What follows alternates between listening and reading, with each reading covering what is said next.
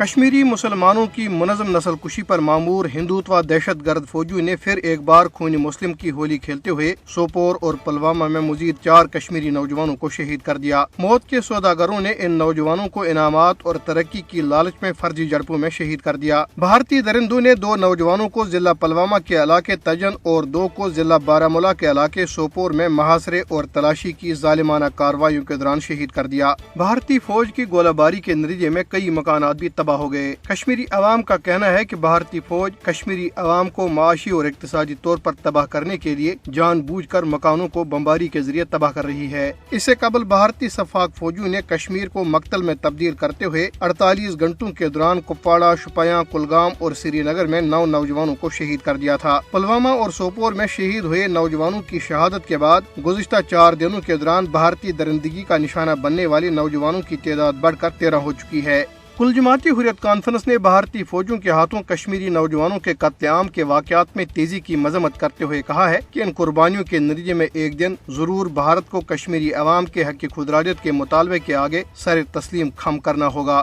ادھر پولیس نے دی Royal Kashmir news face بک page کے آپریٹر کو سوشل میڈیا پر ایک پوسٹ جاری کرنے پر گرفتار کر لیا، جس میں انکشاف کیا گیا تھا کہ بھارتی فوجیوں نے گزشتہ روز ضلع کپواڑہ کے علاقے چندی گام لولاب میں پہلے سے زیر حراست نوجوان کو ایک جعلی مقابلے میں شہید کیا ہے۔ یورپی ممالک میں مقیم کشمیریوں نے بھارت کے غیر قانونی تسلط سے آزادی کے لیے کشمیریوں کے حق میں آواز بلند کرنے کے لیے جنیوا میں اقوام متحدہ کی انسانی حقوق کونسل کے دفتر کے باہر احتجاجی مظاہرہ کیا۔ انہوں نے عالمی برادری پر زور دیا کہ وہ مقبوضہ وادی میں بھارتی فوجیوں کی طرف سے جاری انسانی حقوق کی سنگین پامالیوں اور کشمیری نوجوانوں کے منظم قتل عام کا نوٹس لے۔ مظاہرے میں تحریک کشمیر یورپ اور کل جماعتی حریت کانفرنس، آزاد کشمیر شاخ کے رہنماؤں اور دیگر نے شرکت کی۔ ایک امریکی مسلم سکالر اور شہری حقوق کے لیڈر امام عمر سلیمان نے خبردار کیا ہے کہ بھارتی مسلمان جو دنیا کی مسلم آبادی کا 10واں حصہ ہے کو نسل کشی کے خطرے کا سامنا ہے۔ انہوں نے یہ بات ڈیلاس ٹیکساس میں بھارت میں اسلاموفوبیا،